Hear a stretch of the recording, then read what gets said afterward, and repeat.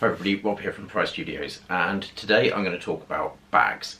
To some people this is like the most boring subject in the world, but I spend a lot of time travelling around, either locally or internationally or whatever, and I've spent a huge amount of time trying to find the right camera bag. So I'm going to give you my 3 top bags. So the ultimate camera bag I don't think really exists. I don't think there is one bag for every use. So I'm going to give my top 3 with a kind of a bonus 4th. So I'm going to start with what I now use as my everyday bag. I've had this for a few years now, and it's the Ona, I think it's called the Brixton, which is this, and it's kind of a satchel style leather bag. It's not the lightest bag in the world, but it's sturdy. It's made of very thick leather. It's handmade. It's not indestructible because it's made of leather, so it's not kind of like some super polycarbonate or anything, and it kind of ages and it gets scuffed and all sorts of things, but it's beautiful for a start. It doesn't necessarily look like a camera bag, it just looks like a man bag, satchel, shoulder bag, messenger bag, that kind of style of thing, but it's lovely, and it has these clasps that kind of pop off. So I'll show you. You can just use the fast clips, you can adjust the length of the strap so you can fit various amounts of stuff in. So construction wise, you've got the leather, you've also got inserts, there's room here for a MacBook Pro. We also have dividers. I've actually taken some out because I use this as my daily bag, so I have a space in one end, which you can see there, where I keep my X100 or X-T20 depending on what I'm doing. I sometimes have an extra divider in there if I know I'm going to take another lens, but usually if I'm just on like daily duty, I just want to be quick and simple, so I have one camera and one lens. Usually I chuck a couple of spare batteries in, but that leaves me space for water and a snack, just like when I'm going around on my daily life. So this is the perfect bag for that. It's also perfect, so if you're travelling, what I like to do when I travel, either on assignment or if I'm on a holiday or whatever, is I will have a bigger case with lots of gear in that gives me the options when I get there, and then I will pack this as kind of the bag that goes under your seat on the plane. I try to always, just a note on travelling, I always try to keep my camera gear in the cabin with me, probably in the overhead storage. And most airlines will let you take a second laptop bag, handbag type thing with you. So this goes under the seat and all the gear goes above me. Clothes I can replace much more cheaply and easily than any of my camera gear. So that's this bag, and it's the Ona Brixton. It comes in a canvas as well as this really lovely antique leather look, and there's also like a document pouch, so you've got that there if you want to keep magazines or newspaper in for your flight or while you're just lurking around. Like I say, you can keep your laptop in there. There's also 2 big pockets on the front for just keeping random stuff. I tend to keep just like some mints or something in there, and then my Kindle goes in there for just sitting on a plane reading. On either end you'll find now this is the only downfall of this bag, and this is something which is true of Ona bags generally, is that the kind of expandable drinks pocket that you get on the end, they're not very supple, so there's not a lot of give on the end there, so you're not going to get kind of a half-litre bottle in there overly easily. But there's one on each end, and you can make do. They're useful for a lot of things, just not keeping a bottle in. So that's my daily bag, and this is my ultimate bag number 1.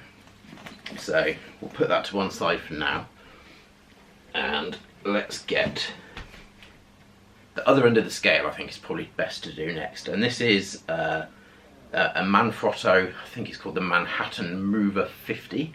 So this is a much more traditional kind of photographic backpack. It's big, it's light, it's much lighter as an item on its own before you fill it up than either of the other 2 bags that I'm going to show you or have shown you. It's versatile, you can fit a huge amount in it, so let's see if we can go through this a little bit. So on the top we have these side zips that let you just kind of open the back here. So we have a pocket, a mesh pocket here. I keep cables, batteries, headphones, stuff like that. Usually keep some painkillers and plasters just in case anything goes amiss while I'm out and about. I have space here, so there are dividers. I keep intervalometer and a couple of cables in there. It comes with a rain cover, which sits on the top. In between these two dividers here, I usually keep my G7X Mark II, which is what I'm filming on right now, so that stays in there so that I can shoot vlogs and stuff on the go. That camera also has a few little features like this star mode, astrophotography mode, which is actually quite cool, and it's quite good for kind of selfies if you want to go one more than your phone will do, although that's not what I use it for, it's for vlogging. I keep tissues for just random cleanups and stuff, a power bank in there. You can just throw in a couple of personal items if you need to, and then under here you've got this flexible kind of divider, and in there you can see at the moment is my XT20 with a what is that lens? That's the 18-55 I've got on there. So this whole divider system will actually lift out, so you can use this as just a rucksack, or you can use that as a method to kind of pack up your stuff in a slightly more effective way. Let's just pop this stuff back in. I'll close it up. So this is really easy and quick to get to because it's just on the top, like a backpack. Now, we have an expandable drinks compartment here, which just zips closed, keep it flat. And on the other side, we have these straps, by the way, which hold on the tripod, and there's a pocket across the bottom where you can put your tripod leg, which is very useful. Let's just open this and just remove this. I'll do another video on this tripod, by the way. This is the Manfrotto Element. It's the large ball head version, which has an Arca Swiss mounting plate on it, which is really cool. Built in, you don't have to buy the extra plate. Okay, so a couple of strips here, rubber strips just to protect the bag, and that kind of bit at the bottom there. I tend to keep the Manfrotto kind of spiked feet for that tripod in there too. These straps pack away into their own little nested pouch here. I won't do it now because I'm going to put them back on after, but that frees up some other pockets. So first of all, you've got a big deep pocket here, goes all the way down, it's a good kind of 10 inches deep pocket there, which you could put documents in, passport, and anything like that you might want to. And in the side you have this massive zip that runs all the way down, and in here you have space for a MacBook Pro. There's a dedicated space for a tablet. You could probably actually get like a Wacom tablet in here as well if that's the way you like to work. There's lots of space, and you probably get maybe get a 17-inch there if it's a skinny one. Definitely a 15 or a 13. So that's really, really useful, and I use that quite a lot. In fact, I use that almost every day when I'm using this pack. Now, let's just look back at the back here. So first of all, good padded straps, and you've got hooks for hanging stuff on if you need them. There's a sternum strap, which is slidable, so you can slide that up and down the straps so it fits your body best, and padded waist straps. And then you've got the compartment to actually access your main gear. So this is only openable when you've got it off your back. Now, some people will see this as a downside. I personally think it's a good one. It's a good security. If you're walking around a city or you're walking around an airport, this will stop any opportunists from just grabbing your gear. So you can, 2 zips, open that up, and in here you can store so much stuff. There's not that much in here for me at the moment. I've got my 12mm wide angle Samyang there. I've got my 70-200 in here. I have a Polaroid camera in here, and there's plenty of room left over. I also have a lens ball, which is a new thing, which I will talk about at some point fairly soon, but that's just a kind of might be a bit gimmicky, but it's still fun to mess around with. I usually keep a 50mm 1.8 here, but at the moment you can see just behind me on the desk there, that's attached to my RM10 film camera. Also in here I keep a selection of filters for various tasks and my light meter, so that's always on me, which is useful because I like to shoot with strobes if I'm out and about, good for portrait work, which I keep in a separate case. I'm using a Godox AD200 at the moment, along with a couple of umbrellas and softbox options that I carry in a different manner, which we'll talk about in a minute. So this bag you can fit a good probably 5 or 6 lenses if you wanted to, a couple of bodies, and if you're using it purely for photography work, you can cram this full.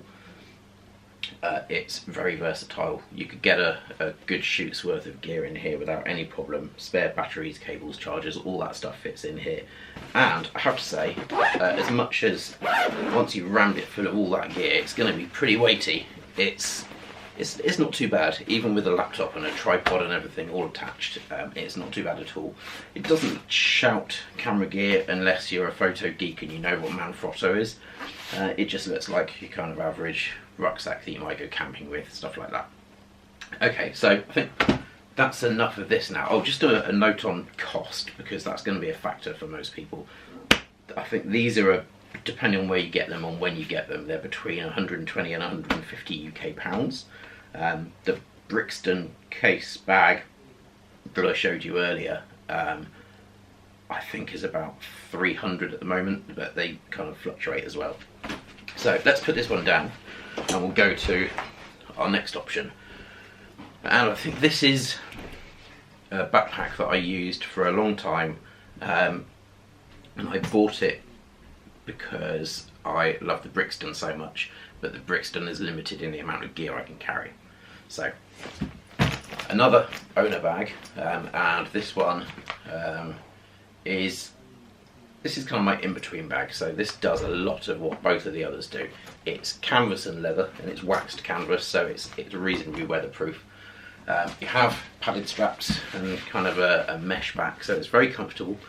This is a lot heavier, so even though this is a slightly smaller bag, it's heavier than the Manfrotto, but it is way more rugged. I have no problem trusting this to go anywhere with me. I think this is possibly better built than the Manfrotto, even though it's slightly less versatile. So let's just start off with the outside. It has leather bottom, so you can rest it on a wet floor and it's not going to soak up through.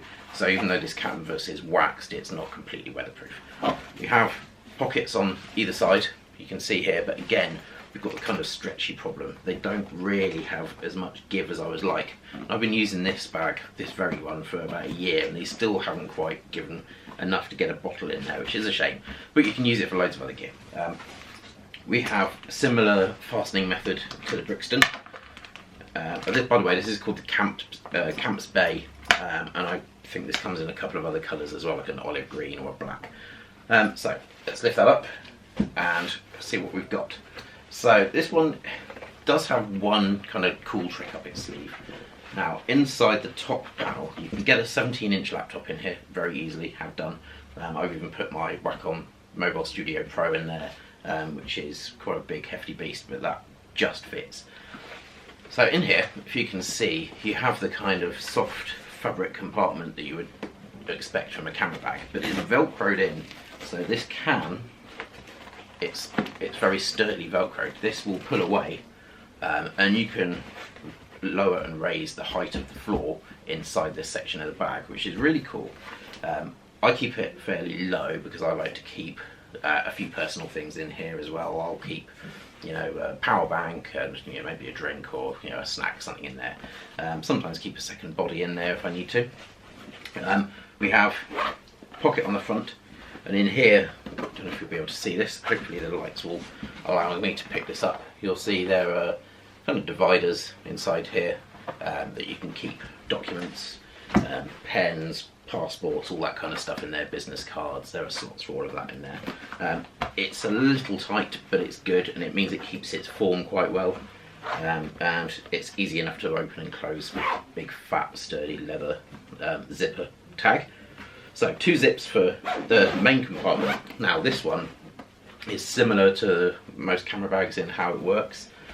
You have a couple of velcroed kind of straps to hold things in place. Now you can get, what you put in here is kind of, how you decide to use it is irrelevant in some ways, but you can get 2 bodies with a lens on very easily. So I often have my X-T20 here with 70 to 200, and then I'll keep a 50mm, a 12mm, and then the 18 to 55 here, which gives me lots of lens options if I decide to take that many lenses out with me. And that still gives me space for a Polaroid camera in here, or if I lift that floor up in the top compartment, I can add an extra divider because I've got a few extras, and I can keep my light meter and everything in this side instead of being in the top. So this is pretty versatile. Sure, it can't carry quite as much as the Manfrotto bag, but it can carry way more than my Brixton, the other Ona case bag. And you just have to kind of decide what's right for you on the day. So, for me, there is no one ultimate bag, as I said at the start. What I like to do is just kind of plan my day or my trip, and sometimes I'll take more than one bag. So if I'm travelling abroad, I quite often take the Manfrotto and the Brixton. If I'm in the UK and I'm just travelling around, then I'll take this because I can fit all the gear that I might need for that day, and some lunch, that sort of thing, in here. Now, as much as I love this bag, and when it comes to the aesthetics, I like the Brixton more because I like the leather, and I like the fact that even though it's getting older and older, it's getting prettier and prettier. This is still kind of like, this is a pretty nice bag, and it's sturdy and strong, does what I like, but it does have one big drawback. I'm not classing this as a drawback on the Brixton because I don't think the Brixton is something that should have this feature, but there's nowhere to put a tripod. Now I'm thinking, if you're going out with a camera bag with multiple lenses, possibly multiple bodies, room for all the stuff that this bag can carry, I think it should have a way of carrying a tripod. Now you could put a leg down there, I suppose, and carry it on the side. In fact, let's try it. Let's take this. So that will go in there, I'm sure, with just a little bit of a squeeze, but it's kind of ungainly. It doesn't look great. It's going to be off balance, even though this is a light tripod. That's not an ideal solution, and someone could easily walk past and just snatch that from you. So I think they've missed a trick, and I'm sure, and please leave a comment below if there's some way of attaching something to the straps, or I don't know how it would work, but something so I could carry the tripod underneath. That would be brilliant. So that's the biggest downside. This bag is also about £400, so it's not cheap. It's an investment, but it is an investment that should last your whole career, and you should be able to hand it on to your children. Same for the other owner, the Brixton and this. They're both solid, beautifully built, and they're all handmade, whereas the Manfrotto is not handmade. Still a really good bag, like I said. You can pack so much stuff into it. It's really versatile, but this just oozes class. So I said that I was going to do a bonus. Now the bonus is going to be a Peli, and this is a 1550, so it can go in your cabin luggage. I use this if I'm going somewhere a little bit more kind of off of the beaten track and a bit extreme. I also use this for film gears. I've got mics and cage parts, so I can build up a rig depending on what I'm doing. My follow focus is in here. I've got all sorts of random tools I keep. Spare lights, GoPros, field monitors, all that sort of stuff. Cases full of memory cards, lenses, all fits in here. Matte box. This is all stuff that goes in this case. Now I have two Pelican cases. I have this, what did I say it was, a 1510? Yeah, 1510, which is carry-on size. Now the best thing about this is you can either have foam or you can have dividers. You also have this insert in the lid, which is brilliant because it's all just mesh pouches, so you can see what you've got in each pouch, but it's easy to kind of organise things the way you want them. Okay, so one add-on that I would suggest that anyone has for one of these is to get the backpack conversion kit so that you can carry this on your back because it's really heavy. It's bulletproof almost. You can drop it in all your gear will be protected. This is not going to smash, it's waterproof. These are just brilliant pieces of gear. Anyone who's into photography probably knows about Peli or Pelican. I remember being at school and seeing slides, it was at the time, of my photography teacher who had strapped 4 of these, the slightly bigger ones, together and used them as a raft to cross the Amazon on a photography expedition. That's, kind of how rugged they are. Okay, so let's just recover then. So the ultimate bag, as much as I've just said there isn't one, I think the best solution which gives you the kind of robustness that you need to protect your gear, the versatility to carry enough for most eventualities, is going to be the Camps Bay. If I had to only own one of these bags or cases, it would be this one, because I can fit a decent amount in it. It's really solid. Yes, you know, it's not going to survive a bomb drop or being shot at or anything like that, and it won't keep dust out. So if you're worried about things like dust penetration or water ingress, then a Pelican is going to be the way to go. But most people aren't going to carry a Pelican around, walking around a shoot, or walking around a new location, or going up a mountain to shoot some landscapes. Even with the backpack conversion kit, you're not going to do that with a Peli very often. I do it really to get from the airport to a location, and then I'll have one of these. Okay, so if you have any other thoughts on kind of like really good bags, really good ways of looking after your gear, and maybe you've got a similar solution to this but it's more cost efficient, but will last as long, then please let me know. If you think I've overlooked something, or if you've got a really good tip about having a way of carrying your tripod for this, then please let me know in the comments. Do like, subscribe. I know I've been talking a lot about cameras and camera gear recently. My next video is going to be talking about setting up lighting in 3D. And this is a way I think that you can use 3D as a tool as a photographer, and also to use photography skills to enhance your 3D work. So no matter which kind of direction you're coming from and you follow me from, then I think that will be a really useful video, and that will be coming next week. So look out for that, subscribe, like, all that stuff. I really appreciate it, and please talk to me. So leave comments, tell me what you like, tell me what you don't like, all that kind of stuff. Thanks very much. I've been Rob. See you all soon. Bye bye.